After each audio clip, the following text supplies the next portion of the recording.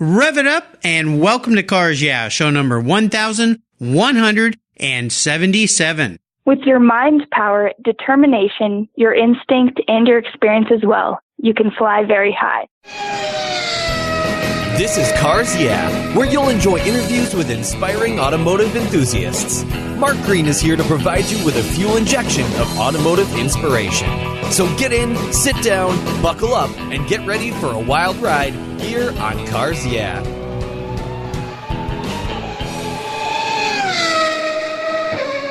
Hello, automotive enthusiasts. I'm revved up and so excited to introduce today's very special guest, Lonny Unser. Hey, Lonny, are you buckled up and ready for a fun ride? Yeah, let's put this pedal to the metal. All right, I love it.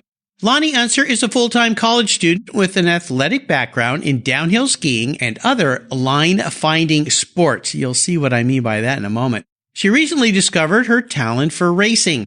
Perhaps this is because her family DNA, because Lonny Unser comes from the most winning family in motorsports history and one of America's premier auto racing dynasties. Her father is Indy racer Johnny Unser, a past Cars Yeah guest, and the list of Unser racing is long indeed.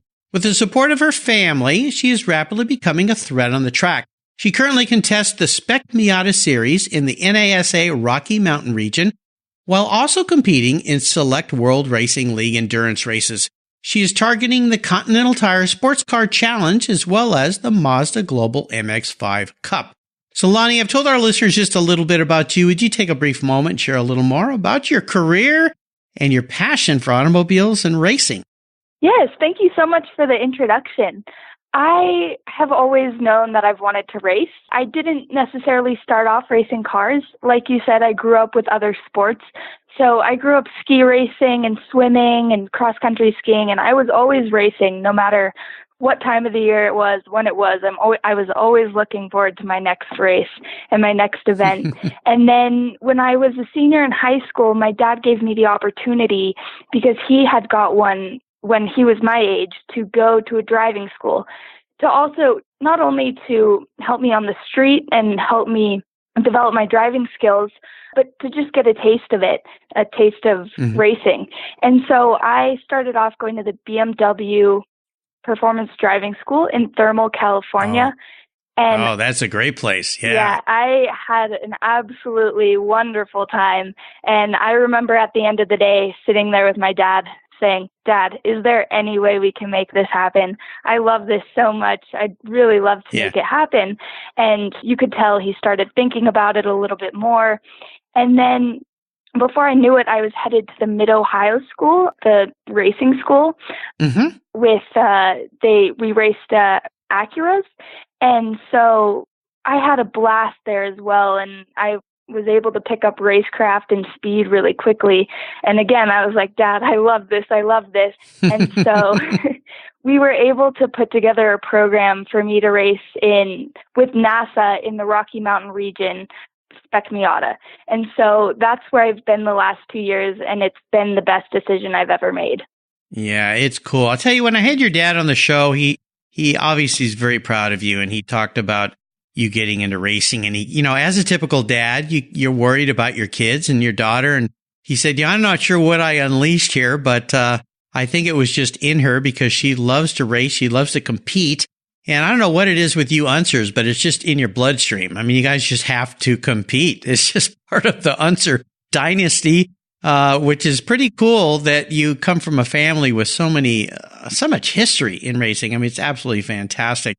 Well, as we continue on your journey, I always like to start by asking my guests for a success quote or a mantra. This is some kind of saying that's been an inspiration to you, and it's a nice way to get those inspirational tires turning here on Cars Yeah. So, Lonny, take the wheel.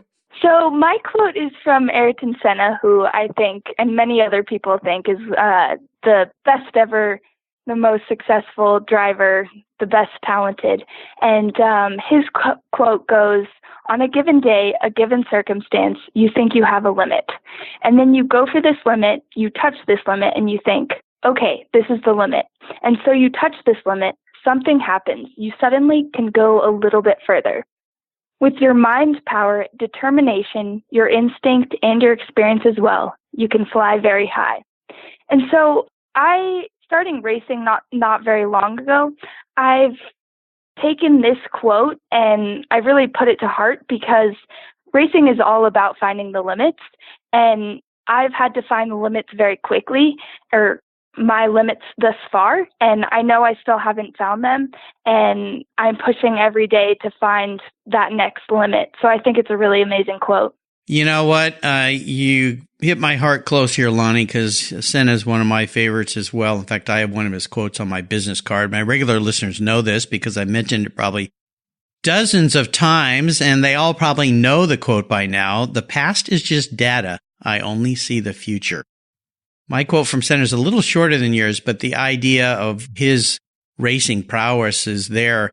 Now, I have to ask you, coming from the Unser family, is there any kind of shadow pressure on you that you feel because you have all these family members that have done so well? Or is that more of a momentum that pushes you and encourages you in your racing career? It's definitely a little bit of both because my family has obviously accomplished many, many things that definitely are very daunting at times. But it also, I'm so inspired by them and I want to make all of them very proud with what I'm doing. And so it drives me both in its bads and its goods, if that makes sense. It does. No, absolutely. And again, Senna, what an inspiration he was for so many people. Incredible driver, just fantastic. Love that. Well, let's go back in time. I'd love for you to share a story that instigated your personal passion for cars. You touched on those moments when your dad took you to driving school and then racing school. But is there a pivotal moment in your life when you knew that you were going to be a car gal, just like all the car guys in your family?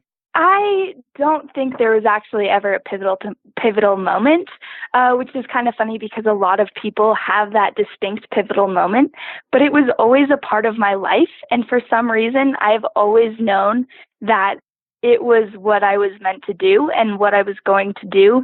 Even though it took me such a long time to get here, I grew up around the track and I grew up absolutely loving the sport and loving cars and loving being around it. There were some moments like when my dad took me to the 24 Hours of Daytona. I thought it was the coolest thing and I was so inspired.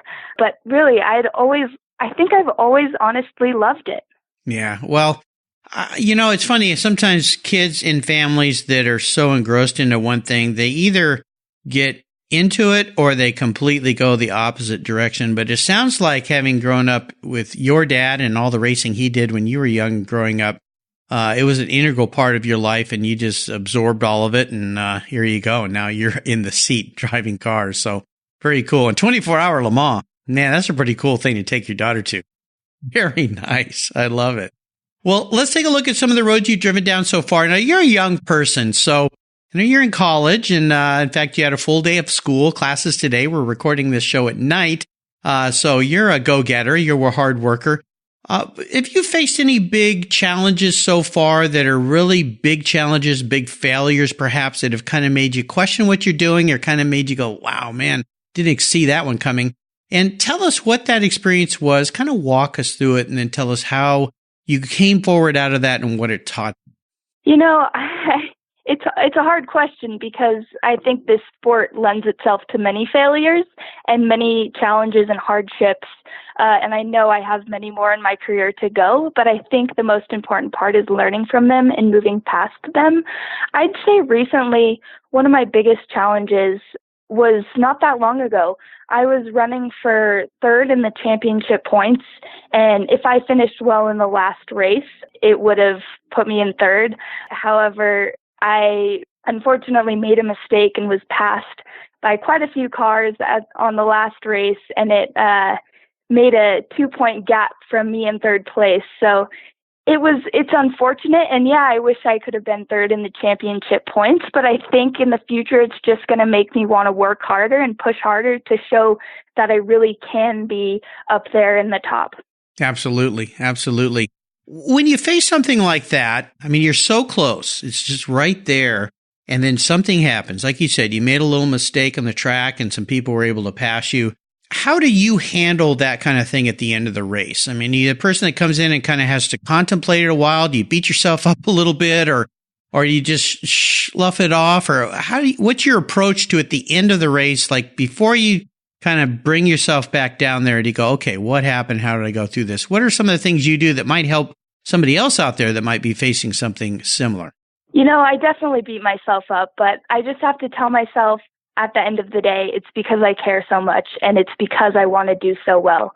And it's not easy when you make a mistake because it's all on you and you're like, oh shoot, like what could I have done differently? And you ask yourself all these questions. But I think really good advice that I've gotten in the face of adversity is in racing, there's highs and there's lows.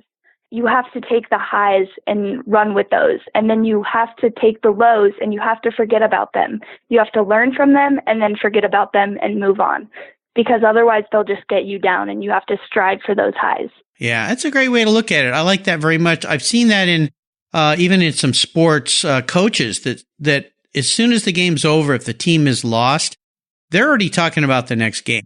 They don't even want to talk about that game. Now, I'm sure when they go back in the locker room, they say, okay, guys, here's what we did. Here's what we could have done better. But their thoughts always forward. And that's why I like that Senna quote, the past is just data. I only see the future. I would assume his racing, and it sounds like yours is very similar, that when he made a mistake or something bad happened, it just was put into a data column. Okay, don't brake there anymore. Don't do that anymore. That's the wrong line through that corner. Don't follow somebody this way. What am I doing next week? How am I going to win the next race? It sounds like that's what you do too. Yeah, exactly. It's all about just moving on. You have to learn from it, and then you take the next steps forward as to how am I going to get better from that? How is this going to make me a better driver overall? Excellent. Love it. Well, let's talk about a big career aha moment, a time. And again, you're so young. It's almost like I'm talking about these big lifetime things, and you're still such a young person. But is there a moment in time, let's say in your racing career, where you kind of went, yeah, that's the direction I should go at this point in my career? Yeah, I think a lot of my aha moments are definitely yet to come, but it's more of a driving aha moment that I had earlier this year. So I was testing in a small town in Colorado called La Junta, and it was the first time I really felt the car move under me and really rotate, and I really felt it, and I felt like I was in control of the car rather than the car being in control of me. And it was really big for me because it helped me find speed, and it helped me be confident in myself and in my driving that I can control the car. Cool. Very cool. Yeah. First time a car does that, you mentioned the word rotate. And for somebody who's not been out on the track, when a car does that and you go, whoa, what was that? That was pretty cool. And you come out of it, of course. You don't want the car to fully rotate. I've done that too. Right. Going, whoa, I'm going in circles here. But yeah, that is really darn cool. Well, let's have a little bit of fun and talk about your first really special car. Is there a first car for you, or maybe it was the first race car you got in that really was something special? Doesn't mean it's the first race car, but the first car you got into, you went, yeah, this is the place I need to be. Well, one of my funny memories is when I was a kid growing up, I used to love watching Herbie Fully Loaded. As cheesy as it sounds, I loved it. I thought it was the coolest thing. I wanted to be just like Lindsay Lohan. I mean, the racing Lindsay Lohan. Yes, yeah. So I thought VW Beetles were the coolest things in the whole world. I've still loved them ever since. And I think I was a sophomore in high school. My family bought bright orange VW Beetle. And cool. I can remember going to school, stopping at the stop signs, it would die on me, or going around corners, the passenger side door would fling open. But I loved that car to death, and it was kind of like a tribute to how I've always wanted to race, and also just like a love for cars as well. But that was like the first street car I really, really loved. And then I haven't been in a whole lot of race cars, really just that first time at the BMW school. I felt like I was meant to be. Nice. Yeah, you were home. Now, that bright orange bug, did you have a name for that car? Yeah, its name was Felix. Felix. Okay. Don't Very ask cool. me why, just that's the name. It just fit the personality. Yep. That's fun. Very nice. Well, is there a car that you've owned that you've let go that you have a little seller's remorse over? Is Felix the one, or is there another one? Felix is the one. Felix. We sold Felix so that way we'd have a bit more money to buy my race car. So I guess it's good, and it's sad, but it's good. Yeah. Well, that's just part of life. I'll tell you, Lonnie, I've had 1,176 people before you that have, and me included, have had to sell cars to pay for other things and race cars to pay for other things like kids' college. So right. I feel your pain. Been there right there with you. Well, let's talk about today and tomorrow. And, we're at the end of the year here. New Year's coming up. What has you fired up and excited about your racing career coming up next year? So just about a week and a half ago, I got really exciting news. I was invited to be a part of the submission process for the Mazda Road to 24 shootout. And so I have to submit a number of documents to Mazda. They review them, and then they invite the top 4 to go with them to Arizona to have a shootout, and may the best driver win. They have those 4 who just drive all day and then go through an interview process. So my submission's actually going to be due soon, and then I'll find out if I make it into the top 4, which I'm really hoping for. But it's something I'm really excited about because hopefully it will help me springboard my next step, which is the Battery Tender MX-5 Cup series next in 2019. So that's what I'm hoping for, but we'll see how it goes. Well, we wish you the best of luck. You'll have to keep me informed on how all that goes so I can let my listeners know. But here's to you and your success moving up in 2019. That's very, very exciting. Very, very cool. Well, Lonnie, this next question is a little bit introspective. If you woke up tomorrow and you were a car, if you'd been manifested into a vehicle parked in a garage, what would you be and why? This is such a tough question. I don't know. I might have to propose something. I'm thinking about starting off as a car and then morphing as I grow as a person and a driver.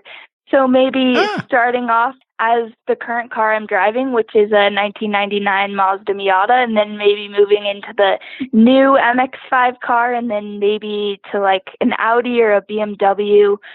I really love the Audi R8s, and I think that would maybe be a cool final point.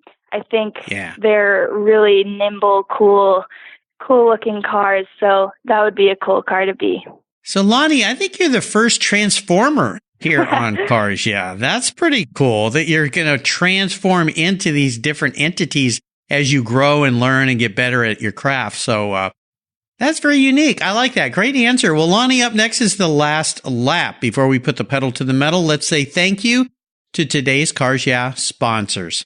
Everyone who knows me knows I'm really picky when it comes to my cars and keeping them looking new. I'm a huge fan of Covercraft floor mats. I've protected my vehicle with their products for decades. Want to keep your vehicle's interior looking new? It's easy with Covercraft floor mats. They will protect your vehicle's factory carpets from daily abuse, weather, pets, children, weekend adventures, and those everyday spills. It's a fast, easy, and stylish way to keep your vehicle looking new. Covercraft floor mats come in a wide variety of styles, materials, and configurations, all designed for maximum protection. In addition to Premier Plush and Berber custom floor mats, you'll also find cargo liners, canine cargo area liners, dash covers, and sunscreens. Enhance your vehicle's looks while protecting the factory finishes with easy-to-install and easy-to-clean floor mats. Covercraft is the right choice. Learn more today at covercraft.com and tell them Mark at Cars Yeah sent you. That's covercraft.com. What's every automotive enthusiast's dream? To design and build that perfect garage. My friends at Metron Garage are a group of creative talents who've combined their passion for cars with their careers in architecture. Their service includes unique garage design and state-of-the-art fabrication. They will create the coolest custom garage for you and your vehicles. Metron Garage's system features fully engineered commercial-grade material and structural framing that's stronger than traditional construction.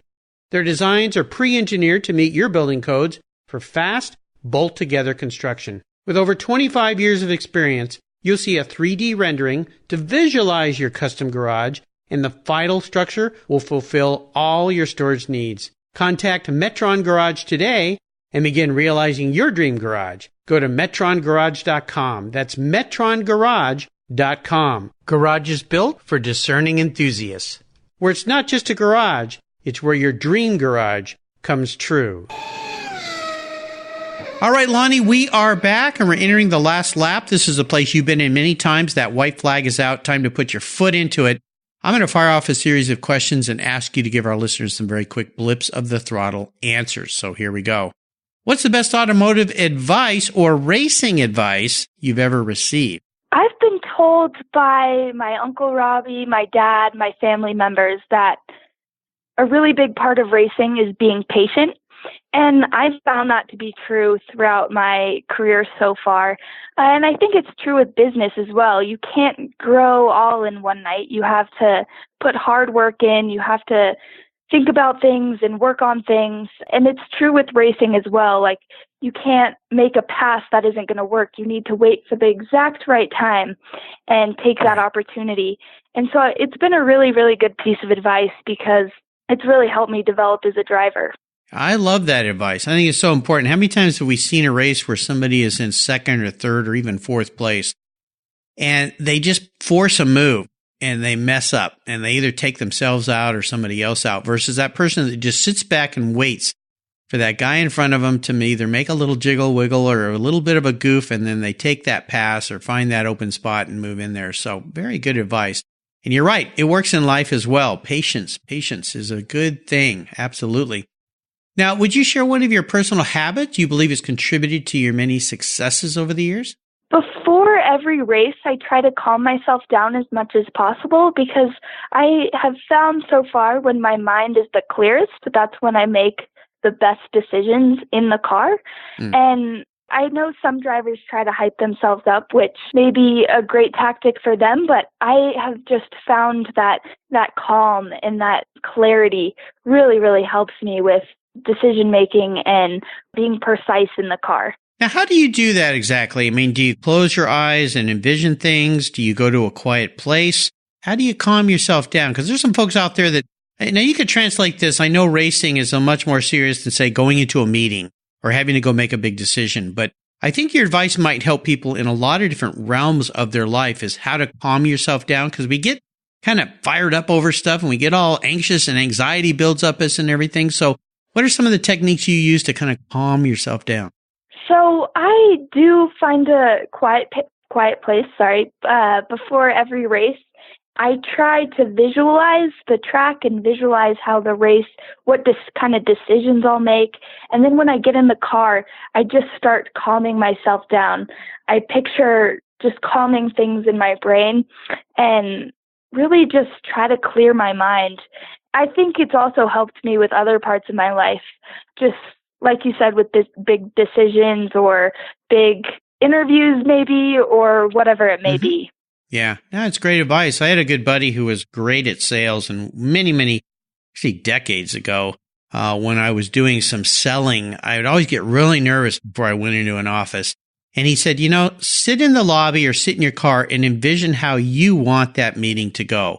What you're going to say, what you want that other person to say, what you expect them to say. Really envision that happening in your mind. And it's kind of like that great book, Think and Grow Rich, the idea of envisioning what you want to have happen. You're actually seeing it, believing it's already happening in your mind. So nice answer. Now, how about a resource? There are lots of great resources that we can find these days in racing or cars or business, whatever it might be. Is there a resource that you go to that you'd like to share with our listeners? I think family is the biggest one that I have had. The support that my family has given me has just been incredible.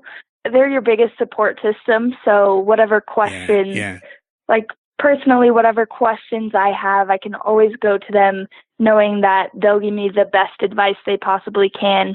That so far has been something that's been so huge to me in my career. Absolutely. Well, gosh, when you got a dad like Lonny Unser, holy cow. Yeah, that's a pretty darn good resource, not to mention all your aunts and uncles and family members out there that have been heavily involved in racing for decades and decades. So yeah, you've got some awesome resources in your family. Yeah, I'm very lucky. Yeah, absolutely. Oh Very man, lucky. incredible. Yeah, incredible. Nice team you got going there. Now, if I could wave my magic wand and arrange for you to have a drink with anyone in the automotive industry, living or deceased, who would that person be? I've thought a lot about this, and while there's so many great people in racing, I think the number one person that I always keep coming back to is my grandfather, Jerry Unser. He passed away when my dad was very young. I would just love to sit down with him and have him just give me advice, just talk to him. Really, that's what I think would be very cool. I'd love to see how he felt about racing and how he dealt with things and, just everything that he was.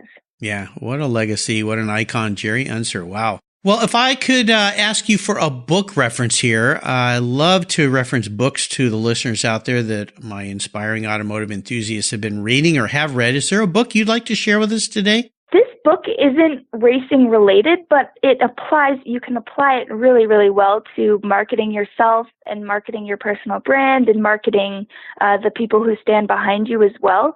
It's called Crushing It by Gary Vaynerchuk. And Gary V. Yeah, yep. yeah. Yep. I read it about a year ago.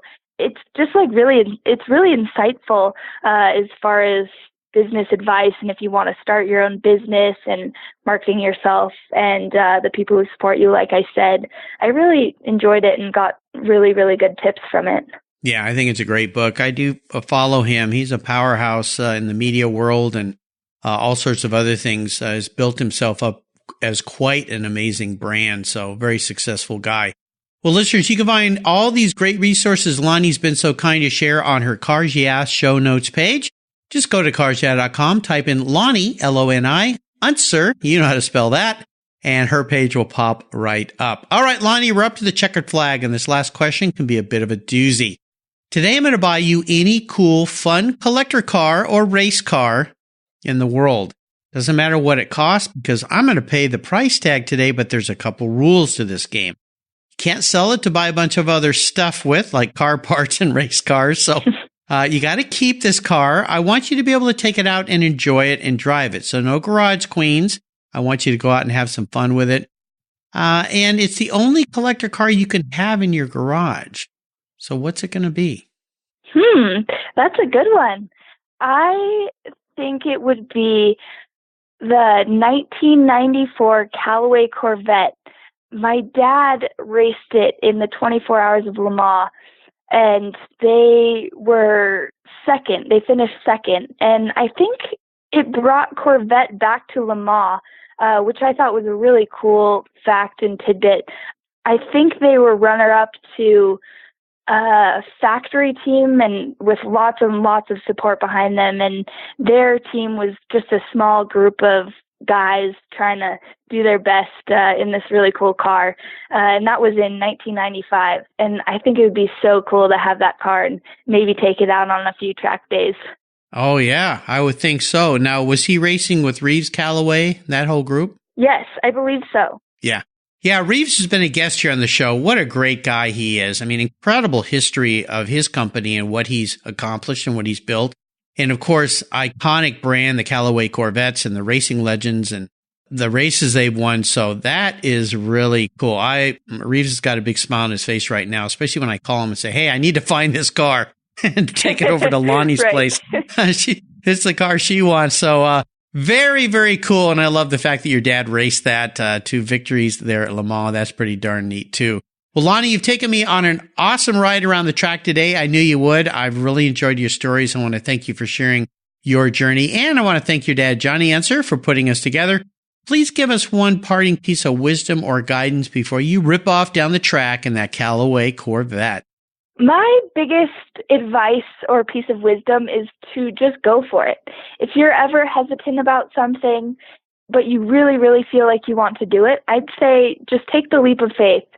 You never know what great things can come your way. Absolutely. Just go for it. What's the best way for our listeners to follow along with you and your career? I just actually am really excited about this. I launched my website, all thanks to TriTech Seals. It's LoniUnser.com, and then I'm on all social media platforms. Or if you have any questions, just contact me directly. I would love to answer and talk to you. It's a great website, too. I know she just launched it not too long ago. It's really, really cool. So go check it out. I'll put a link to it on her show notes page here at Cars Yeah. So just type Lonnie into the search bar, and that page will pop right up. And as I mentioned to Lonnie in our pre-show chat, I've had several father and son racing teams here on the show. I should say not really teams, but father and son racers on the show. The Lyndikes, the Bells have been on the show, but this is the first time I've had father and a daughter. So I'm very, very excited to let my listeners know what you're doing, Lonnie. Very happy for you. We wish you the best success next year when you get even more involved in your racing. How much more schooling do you have left? I finish in 2020, I believe. That is if I take full semesters for 3 more years.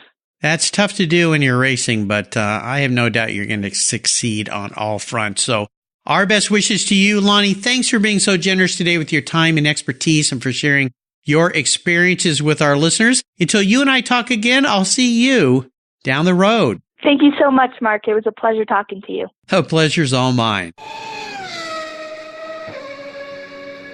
You take care of your cars, but who takes care of your investments? Tune-ups aren't just for engines. Updating your financial plan is important too. Your GPS may take you from A to B, but it won't help you on the road to financial freedom. For that, you need a good co-pilot and a very trusted advisor. Chris Kimball, CFP, is just the man for the job. He'll guide you down that road without driving you crazy. For over 25 years, Chris has helped people just like you and me with their financial planning and investments. With a master's degree in financial services, he is eminently qualified, and he's a car guy too. Learn more at chrisvkimball.com or call 866-ON-A-PLAN. Securities through Money Concepts Capital Corp. Member FINRA SIPC. CK Financial Services is not affiliated with Money Concepts Capital Corp. Thank you so much for joining us on today's ride here at Cars Yeah. Drive on over to carsyeah.com to find show notes and inspiring automotive fun. Download your free copy of Filler Up, a fun book filled with gorgeous photographs of fuel filler fun, including quotes from more inspiring automotive enthusiasts. Download your copy today, and we'll see you next time on Cars Yeah.